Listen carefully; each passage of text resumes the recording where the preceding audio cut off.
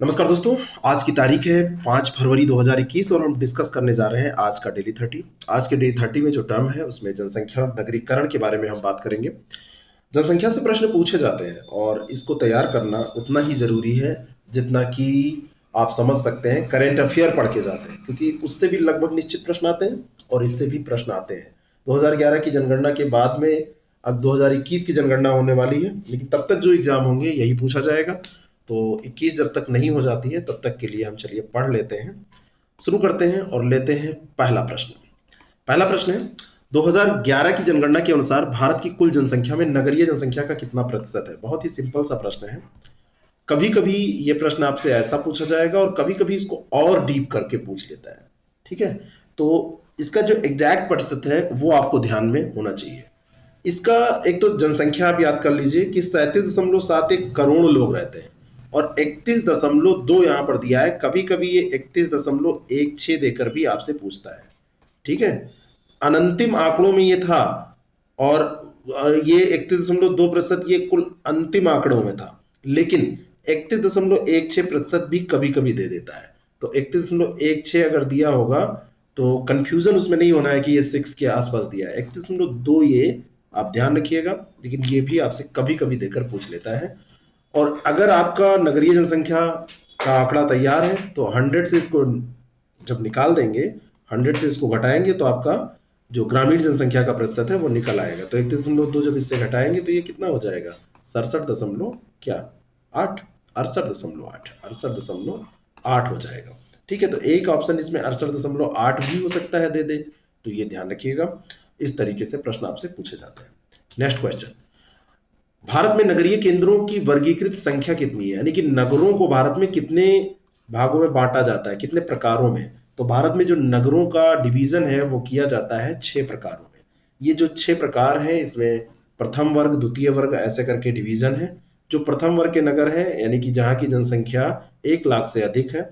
द्वितीय वर्ग के जो नगर हैं जहाँ की जनसंख्या 50,000 से 99,999 तक है। फिर तीसरा वर्ग है, देखिए पहला वर्ग तो यहाँ तक है 1 लाख, तो दूसरा जो होगा वो 1 लाख के कम से शुरू होगा 50,000 तक आएगा। चौथा होगा वो 50,000 के कम से शुरू होगा, तीसरा जो होगा 20,000 तक आएगा। चौथा 20,000 के कम से शुरू होगा 10,000 तक आएगा। पंचम जो होगा वो 10,000 के कम से यानी कि 9,999 से शुरू होगा, 5,000 तक आएगा। और छठा जो है ये 5,000 से कम की जो जनसंख्या होगी वो वर्ग होगा। तो इस तरीके से टोटल कितने वर्ग हैं, ये 6 वर्ग हैं हमारे यहाँ नगर के। अगला प्रश्न, जनसंख्या के निम्नलिखित में से किस अंग को समावेशी विकास के कार्यक्रम में सम्मिलित नहीं किया जाता है। समावेशी विकास की बात हो रही है ना। तो जो इंक्लूसिव डेवलपमेंट है उसमें शामिल नहीं किया जाता सीमांत कृषक, भूमिहीन कृषक, SC ST, अर्ध शहरी क्षेत्रों में रहने वाले व्यक्ति। तो सीमांत कृषक होते हैं, भूमिहीन होते हैं, SC ST होते हैं, लेकिन जो अर्ध शहरी क्षेत्रों में रहने वाले व्यक्ति हैं उनको समावेशी विकास कार्यक्रम में सम्मिलित नहीं किया जाता है। ठीक है, क्योंकि योजनाबद्ध आर्थिक विकास के में जो लोग आएंगे उन्हीं लोगों को तो इसमें शामिल किया जाएगा, लेकिन एक ऐसा हिस्सा है जो ऐसे क्षेत्रों में रहता है जहाँ के कोई आंकड़े नहीं है। तो इस तरीके से अर्ध शहरी क्षेत्रों में रहने वाले जो लोग हैं, तो अर्ध शहरी क्षेत्रों में रहने वाले व्यक्ति सीमांत वर्गों में इसमें शामिल नहीं होते हैं। तो वैसे आंकड़े के आधार पर ही जब योजना का लाभ मिलेगा तो जो उस कैटेगरी में आएगा वो शामिल होंगे। अगला प्रश्न है, जनांकीय लाभांश के पूर्ण लाभ को प्राप्त करने के लिए भारत को क्या करना चाहिए। जैसे जो हमारे यहाँ का डेमोग्राफिक डिविडेंड है, भारत में डेमोग्राफिक डिविडेंड देखा जाए तो बहुत धनी है, क्योंकि हमारे यहाँ की युवा जनसंख्या ज्यादा है। तो भारत को क्या करना चाहिए, कुशलता विकास को प्रोत्साहन देना चाहिए। ये ऑप्शन ही सही है। अगर स्किल डेवलपमेंट हो जाए तो स्किल डेवलपमेंट के कारण हमारे यहाँ का जो डेमोग्राफिक डिविडेंड है उसका लाभ मिल जाएगा। अगला जो प्रश्न है, भारत में जनसंख्या घनत्व की दृष्टि से सबसे विरल प्रदेश कौन सा है। तो सबसे विरल का मतलब जहां पे सबसे दूर दूर लोग रहते हैं। और इस प्रश्न का सही उत्तर क्या होगा, आप अपना उत्तर दीजिए। और इस प्रश्न का सही उत्तर हो जाएगा अरुणाचल प्रदेश, जहां की जनसंख्या डेंसिटी यानी कि पॉपुलेशन डेंसिटी, जनसंख्या घनत्व सबसे कम है, केवल 17 है। राजस्थान का तो 200 है। ये मैं सोचिएगा वहां मरुस्थल है तो लोग नहीं रहते। केरल का 807, बिहार का तो 1106 ही है। यूपी का जरा कमेंट करके बताना कि कितना है। और अरुणाचल प्रदेश का ये 17 है। तो सबसे विरल जनसंख्या यही है। अगला प्रश्न है, यदि जन्म एवं मृत्यु दर समान है तथा अंतः व बाह्य प्रव्रजन नहीं होता है तो जनसंख्या में कोई परिवर्तन नहीं होता है। तो इसे क्या कहा जाता है? जन्म जितनी हो रही है उतने लोग मर जा रहे हैं, और ना कोई जा रहा है, ना कहीं से आ रहा है, ना कोई बाहर जा सके, ना कोई अंदर आ सके, बिल्कुल सब स्थिर है। तो ऐसी स्थिति को क्या कहते हैं? जनसंख्या की स्थिरता। सब स्थिर हो गया तो जनसंख्या की स्थिरता। और जनसंख्या स्थिरीकरण का मतलब ही यही होता है कि जनसंख्या में कोई परिवर्तन ना होना। अगला प्रश्न है, जनगणना 2011 के अनुसार भारत की सकल प्रजनन दर TFR कितनी है? टोटल फर्टिलिटी रेट कितनी है? 2011 में कितनी थी? वही अभी चल रहा है आंकड़ा। तो ये थी 2.4। 2.4 TFR याद रखिएगा। ये 2011 के अनुसार पूछा जाता है, बाकी ईयर बाय ईयर जो डेटा जारी होते हैं वो अलग से है, उनको हम करंट अफेयर में देखते रहते हैं, आगे किसी वीडियो में देख लेंगे। भारत में निम्नलिखित में से किस राज्य में सर्वाधिक ग्रामीण साक्षरता पाई जाती है? यानी कि विलेज लेवल पे सबसे ज्यादा साक्षरता कहाँ पाई जाती है? लिटरेसी रेट, उत्तर दीजिए। सबसे ज्यादा ये पाई जाती है कहाँ पर? केरल में। केरल के बाद अगर आपसे पूछा जाए तो गोवा में पाई जाती है। सबसे ज्यादा कहाँ है? केरल में, और उसके बाद गोवा का स्थान आता है। लेकिन अगर सर्वाधिक नगरीय साक्षरता की बात आपसे पूछ ली जाए तो आप इसको मिजोरम ध्यान रखेंगे। अगला प्रश्न है, अद्यतन आंकड़ों के अनुसार भारत में कितने प्रतिशत विकलांग लोग आत्मनिर्भर हैं? तो अभी तक का जो आंकड़ा है लेटेस्ट, उसके अनुसार भारत में, अपना उत्तर आप दीजिए अगर आपको पता है, तो भारत में अभी तक के 2% लोग आत्मनिर्भर हैं, लेकिन 21% लोग विकलांग हैं। ध्यान रखिएगा कुल जनसंख्या का। ये विकलांग सीधे ऐसा नहीं है कि जो चलने फिरने में सक्षम नहीं है, अक्षम है। ऐसे लोग भी होते हैं, बहुत बार उनको कुछ ऐसे विकार होते हैं, ऐसी विकलांगता होती है जो आपको दिखती नहीं है, लेकिन वो होते हैं। तो 21% लोग हैं, लेकिन इनमें से 2% ही लोग आत्मनिर्भर हैं।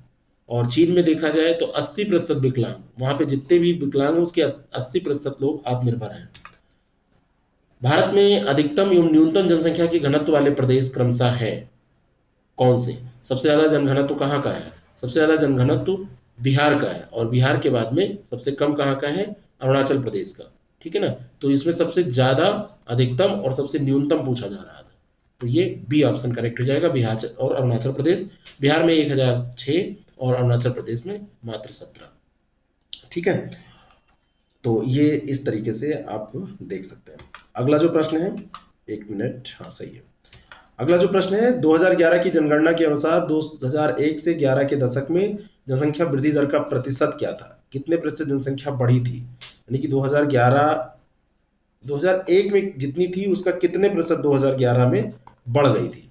इस प्रश्न का सही उत्तर है 17.64%। 17.64% जनसंख्या बढ़ी थी। जबकि इसके पहले देखा जाए तो 91 की जनगणना में जनसंख्या वृद्धि दर 23.87 थी, और 2001 में 21.54 थी, और फिर 11 आते आते 17.64, यानी कि धीरे धीरे जो बढ़ने की दर है वो कम हो रही है। अब देखिए 21 में होता है तब क्या आता है, तो 1991 में ये थी 23.87, 2001 में थी 21.54, और 11 में हो गई थी 17.64। तो इस तरीके से इसको ध्यान रखिएगा। निम्नलिखित में से कौन सा जनसंख्या की जनांकीय विशेषताओं का हिस्सा नहीं है? जनांकीय विशेषता कौन सी नहीं है? जनसंख्या का घनत्व, लिंगानुपात, ग्रामीण शहरी जनसंख्या ये है, लेकिन जो रहन सहन का स्तर है ये सामाजिक है, न कि जनांकीय विशेषताओं का हिस्सा है। तो यही रहन सहन का स्तर सही उत्तर हो जाएगा। अगला प्रश्न है, माल्थस के जनसंख्या सिद्धांत के अनुसार जनसंख्या में वृद्धि होती है। जनसंख्या की जो बात की है माल्थस ने, तो उन्होंने वृद्धि की बात की, तो उन्होंने कहा कि जनसंख्या में वृद्धि ज्यामितीय विधि से होती है, और जो संसाधन है उसमें अंकगणितीय विधि से होती है। ठीक है, तो ए ऑप्शन, यानी कि जनजात जो जनसंख्या की वृद्धि है, जनांकीय विशेषता की बात की तो जनसंख्या की वृद्धि इन्होंने कहा ज्यामितीय क्रम में होती है, 1 2 4 8 16 ऐसे। और जो संसाधन है, वो संसाधन जो बढ़ते हैं, वो उत्पादन जो बढ़ता है वो 1 2 3 4 करके बढ़ता है। इसी कारण से उत्पादन पे, संसाधन पे लोड ज्यादा हो जाता है। जनसंख्या वृद्धि के स्वरूप को एक दीर्घकालिक अवधि में घटित क्रमिक परिवर्तन को क्या कहते हैं? तो जनसंख्या का जो बढ़ने का स्वरूप है उसमें जो दीर्घकालिक काल अवधि में जो परिवर्तन होता है उस क्रमिक परिवर्तन को क्या कहते हैं? जनांकीय संक्रमण कहते हैं, डेमोग्राफिक।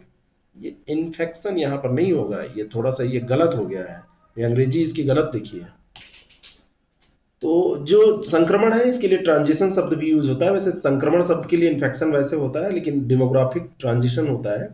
तो ये जो जनांकीय संक्रमण है वो यही होता है, जनसंख्या वृद्धि का स्वरूप जो एक दीर्घ कालावधि में घटित क्रमिक रूप से होता है, यही इसकी परिभाषा होती है। तो एक ऐसा सिद्धांत है जो समय के साथ साथ जनसंख्या में जो परिवर्तन होता है उसको दर्शाता है। सरल शब्दों में आप ऐसे समझिए, एक जनसांख्यिकीविद थे, अमेरिकी थे, वारेन थॉमसन। उन्होंने 1929 में जनांकीय इतिहास की व्याख्या पर उसी के आधार पर इसको प्रतिपादित किया था। और ये जनसंख्या वृद्धि के उन चारों स्तरों को स्पष्ट रूप से परिभाषित करता है जो राष्ट्रों में उनके सामाजिक आर्थिक विकास के साथ आगे पीछे गुजरते हैं। तो इस तरीके से इसको ध्यान रखिएगा।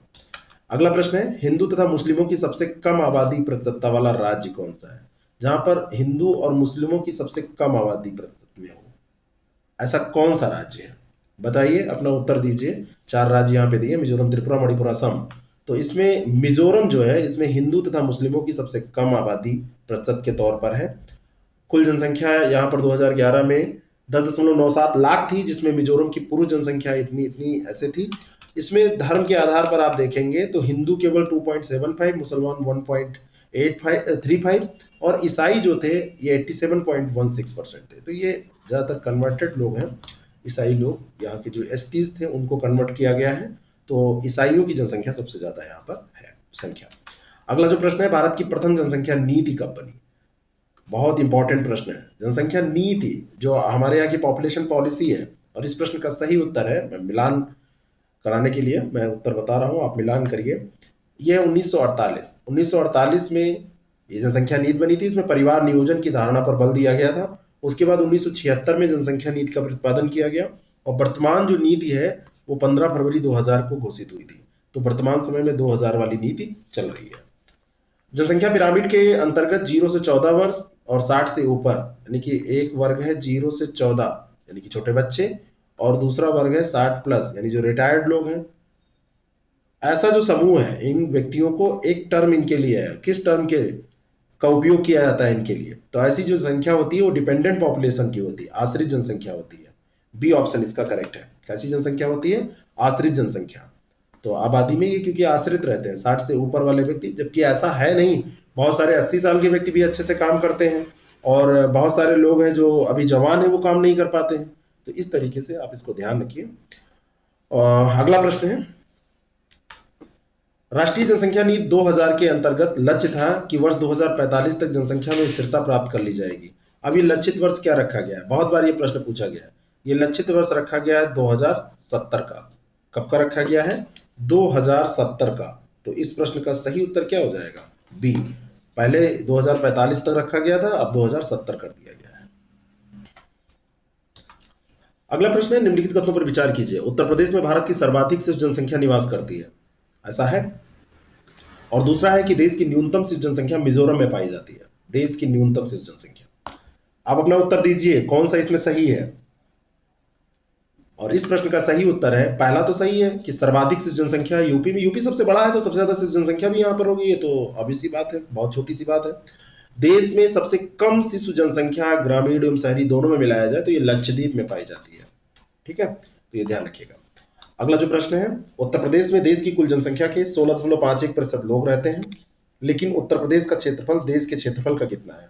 तो उत्तर प्रदेश का जो क्षेत्रफल है वो देश के क्षेत्रफल का कितना है आपको पता होना चाहिए। यूपी स्पेशल का भी ये प्रश्न है, देश का कितना प्रतिशत है यूपी का क्षेत्रफल, जितना पूरा देश का है उसका कितना प्रतिशत? इस प्रश्न का सही उत्तर है 7.33%। जनसंख्या 16.51% और क्षेत्र केवल 7.33%। दबाव बहुत ज्यादा है यूपी पे। चलिए करंट अफेयर के 10 प्रश्नों को देखते हैं। संडे को आप लोगों का टेस्ट है, अच्छे से टेस्ट दीजिएगा। और अब फॉर्म भी आ गया है यूपीपीसीएस का, तो आप तैयारी में कोताही मत बरतिए, आज ही से लग जाइए। ये मान के चलिए कि 20 दिन बाद आपका एग्जाम है। लिंगराज मंदिर के बारे में सत्य कथन नहीं है। लिंगराज मंदिर भगवान शिव को समर्पित है। यह वास्तुकला की कलिंग शैली का एक उत्कृष्ट उदाहरण है। इस मंदिर के उत्तर में बिंदु सागर झील स्थित है और यह सफेद संगमरमर से निर्मित है। बताइए, ये तो इतिहास का भी प्रश्न है, करंट में है, चर्चा में। और इस प्रश्न का सही उत्तर है ये सफेद संगमरमर से निर्मित नहीं है। तो सफेद संगमरमर से निर्मित नहीं है इसलिए गलत है, क्योंकि ये लाल पत्थर से निर्मित है। वास्तुकला की कलिंग शैली जो है, कलिंग शैली का उदाहरण है। और बिंदु सागर झील स्थित है इस मंदिर के उत्तर में। और इस मंदिर का प्रारंभिक निर्माण सोमवंशी राजाओं के द्वारा किया गया था। बाद में गंग वंश के शासकों द्वारा अंतिम रूप दिया गया। विष्णु की प्रतिमाएं भी इसमें हैं, ऐसा नहीं है कि केवल विष्णु की हैं। और पुरी में जगन्नाथ मंदिर का निर्माण करने वाले गंग शासकों के द्वारा 12वीं शताब्दी में इसकी स्थापना की गई थी, जो विष्णु की प्रतिमाएं इसमें पाई जाती हैं। और भगवान शिव को समर्पित ये मंदिर है, उड़ीसा के सबसे पुराने और बड़े मंदिरों में से है। और इसका निर्माण सोमवंशी राजा ययाति केसरी द्वारा कराया गया था। अगला जो प्रश्न है, निम्नलिखित कथनों पर विचार करें। ओरोबैंकी सरसों के पौधे में छुपी हुई एक परजीवी खरपतवार है। दूसरा है कि इसे ब्रूम रैप्स भी कहा जाता है। क्या ये दोनों बातें सही है? एग्रीकल्चर का है, करंट अफेयर से रिलेटेड एग्रीकल्चर का प्रश्न है, तो ये दोनों की दोनों बातें सही है। सरसों में ओरोबैंकी को नियंत्रित करने के लिए अभी एक तकनीकी प्रबंधन विकल्पों पर कार्यशाला आयोजित की गई है। तो ओरोबैंकी पूछा भी गया है आपसे कि ओरोबैंकी का संबंध किससे है, सुमेलित करने में दे दिया जाएगा, इधर लिख दिया जाएगा ओरोबैंकी, इधर धान गेहूं और सरसों ये सब दे दिया जाएगा। तो छुपी हुई एक परजीवी खरपतवार होती है जो कि सरसों पर ही फलती फूलती है, 50% तक का ये नुकसान कर देती है। सरसों के अलावा ये टमाटर और जीरे के खेत में भी पाई जाती है और उसको चौपट करती है। ठीक है, और इसमें जब ये होगी तो क्या होगा, खाद्य जो फसल है, जो फलियां हैं, जो सब्जी हैं, उन पर ये हमला करेगी। और कई देशों में ये इतनी बड़ी समस्या हो जाती है कि आजीविका का खतरा बन जाती है। वहां पर पूर्ण नियंत्रण पाने का अभी तक कोई उपाय विकसित नहीं किया जा सका, उसी पे ये रिसर्च एंड डेवलपमेंट चल रही है। अगला जो प्रश्न है, भारत का पहला लिथियम प्लांट स्थापित किया जाएगा, कब किया जाएगा, सन कौन सा है, बताइए। इस पे चर्चा हमने किया था। तो ये जो सही उत्तर है वो है 2021 में, इसी साल गुजरात में लिथियम प्लांट स्थापित किया जाएगा। और लिथियम प्लांट की जो ये रिफाइनरी होगी, रिफाइनरी की स्थापना मणिकरण पावर लिमिटेड के द्वारा 1000 करोड़ रुपए के निवेश से की जाएगी। रिफाइनरी बेस्ड बैटरी सामग्री के उत्पादन के लिए लिथियम जो जरूरी होता है उसका उत्पादन होगा। जो आपके फोन में, कैमरे में जो बैटरीज लगी होती है, लिथियम आयन बैटरी होती है। ठीक है, तो लिथियम आयन बैटरी का केंद्र गुजरात बन जाएगा। हाल ही में चर्चा में रही कलिबेली झील का संबंध किस राज्य से है? झील का नाम है कलिबेली, और किस स्टेट से है ये आपको बताना है, मणिपुर, तमिलनाडु, कर्नाटक, उड़ीसा। तो इसका सही उत्तर आप बताइए। ये सही उत्तर है तमिलनाडु। आर्द्र भूमि के साथ कलिबेली झील तमिलनाडु के विल्लुपुरम जिले में स्थित है, और राज्य सरकार द्वारा कलिबेली आर्द्र भूमि को पक्षी अभ्यारण्य बनाने के प्रयासों के कारण ये खबरों में अभी है।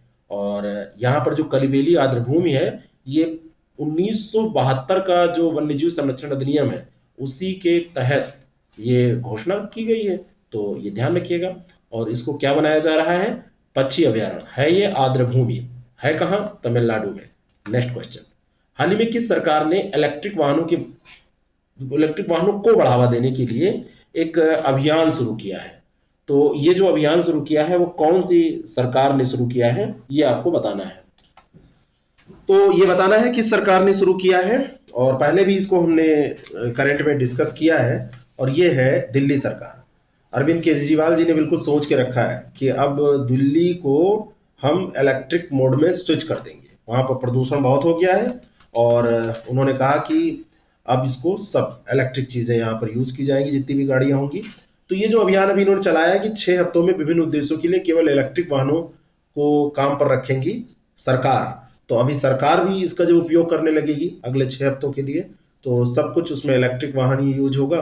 तो धीरे धीरे स्विच दिल्ली अभियान ये ऐसा रूप लेगा कि सारे लोग अपनी गाड़ियां बेच के और इलेक्ट्रिक वाहन खरीद लेंगे। इस तरीके से इनका सपना है, हो सकता है, और अच्छी बात भी है।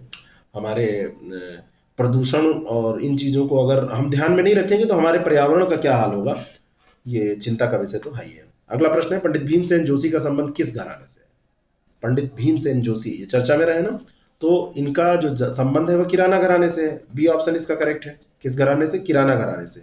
4 फरवरी 1922 को कर्नाटक में इनका क्या हुआ था, जन्म हुआ था। फिर इनका जीवन जो पूरा बीता वो बनारस में भी काफी हिस्सा है उसका बीता है ना। तो भारत का इनको सर्वोच्च नागरिक सम्मान भारत रत्न भी इनको दिया गया, पद्मश्री मिला, पद्म भूषण मिला, पद्म विभूषण मिला, ये सब इनको मिल चुका। 4 फरवरी 2021 को इनका बर्थडे होता है, इसी कारण से चर्चा में आए हैं, इनको याद किया गया। Ritwik foundation for performing arts द्वारा महान संगीत उस्ताद पंडित भीमसेन जोशी को विरासत को मनाने के लिए मुंबई में 2 दिवसीय कार्यक्रम का आयोजन किया गया। तो जोशी की विरासत को मनाने के लिए, मैं गलत पढ़ गया, कहने का मतलब इनका जो जितनी उपलब्धियां रही हैं इनको दिखाने के लिए। अगला जो प्रश्न है, प्रवीण सिन्हा को किस भारतीय संगठन के कार्यवाहक प्रमुख के रूप में नियुक्त किया गया है? प्रवीण सिन्हा इनका नाम है और किस भारतीय संगठन के कार्यवाहक प्रमुख के रूप में नियुक्त हुए हैं? बताइए, उत्तर दीजिए। और इसका सही उत्तर है केंद्रीय अन्वेषण ब्यूरो, सीबीआई। नाम ही जिसका काफी है, काम ही वैसे भी कुछ क्या कर दिया। और लेकिन हाँ है, डर तो लगता ही इससे। प्रवीण सिन्हा को सीबीआई का कार्यवाहक प्रमुख नियुक्त किया गया है। 1988 बैच के आईपीएस हैं और गुजरात काडर के हैं। कोई बहुत बड़ी बात नहीं है, पूरा देश ही गुजरात से गवर्न हो रहा है। ऋषि कुमार शुक्ला की जगह वो लेंगे। ऋषि कुमार शुक्ला अभी सेवानिवृत्त हुए हैं और पिछले 5 वर्षों में ये तीसरी बार है जब सीबीआई के लिए अंतरिम प्रमुख की नियुक्ति की गई है। ठीक है ना। तो एक नए निदेशक पर निर्णय जो लिया गया, तो कार्यवाहक प्रमुख की नियुक्ति बार बार ये की जा रही है 3 में, मतलब परमानेंट को इनको मिल नहीं रहा है। अगला जो प्रश्न है, राष्ट्रीय सुरक्षा सलाहकार बोर्ड में किस प्रौद्योगिकी उद्यमी को नियुक्त किया गया है? राष्ट्रीय सुरक्षा सलाहकार बोर्ड में, और कौन है जिनको इसमें जगह दी गई है? अडानी, अंबानी, बेम्बू, नडार, कौन है? तो ये है श्रीधर बेम्बू। बहुराष्ट्रीय सॉफ्टवेयर कंपनी जोहो एक कंपनी है, और उसके संस्थापक हैं श्रीधर बेम्बू। उनको एनएसएबी में नियुक्त किया गया है और इस बोर्ड का नेतृत्व अजीत डोभाल कर रहे हैं, राष्ट्रीय सुरक्षा सलाहकार बोर्ड का। और नए सदस्य इसरो के पूर्व अध्यक्ष के बालाकृष्णन और अकादमिक सदस्य हनुमान त्रिपाठी और पूर्व राजदूत अरुण के सिंह है। तो ये अध्यक्ष, ये सदस्य भी बनाए गए हैं। अध्यक्षता तो अजीत डोभाल कर ही रहे हैं। ठीक है ना। अगला जो प्रश्न है, किस देश ने फरवरी 2021 में हिंद महासागर क्षेत्र के रक्षा मंत्रियों के कॉन्क्लेव की मेजबानी की? तो किस देश ने की है फरवरी 2021 में हिंद महासागर क्षेत्र में जो ये रक्षा मंत्रियों का कॉन्क्लेव हुआ है? तो बताइए आप। तो हिंद महासागर क्षेत्र में हुआ है और इसकी भारत ने क्या की है? मेजबानी की है। और इस कॉन्क्लेव का जो विषय था, हिंद महासागर में शांति, सुरक्षा और सहयोग में वृद्धि। और इस कॉन्क्लेव के दौरान भारत में घोषणा की गई, भारत के द्वारा, कि वह हिंद महासागर क्षेत्र के 200 देशों को मिसाइल सिस्टम, एलसीए और अन्य हथियार प्रणालियों की आपूर्ति करने के लिए तैयार है। यानी कि भारत को ये मार्केट मिल रहा है, ये ध्यान रखिएगा। अंतिम प्रश्न है नारी शक्ति पुरस्कार के बारे में। यह पुरस्कार महिला और बाल विकास मंत्रालय द्वारा प्रदान किया जाता है। इस पुरस्कार में प्रशस्ति पत्र और 2 लाख रुपए दिए जाते हैं। नारी शक्ति पुरस्कार हर साल अंतर्राष्ट्रीय महिला दिवस के अवसर पर प्रदान किया जाता है। और ये सारे के सारे स्टेटमेंट सही है। ये 2020 का जो पुरस्कार है उसका नामांकन अभी चल रहा है।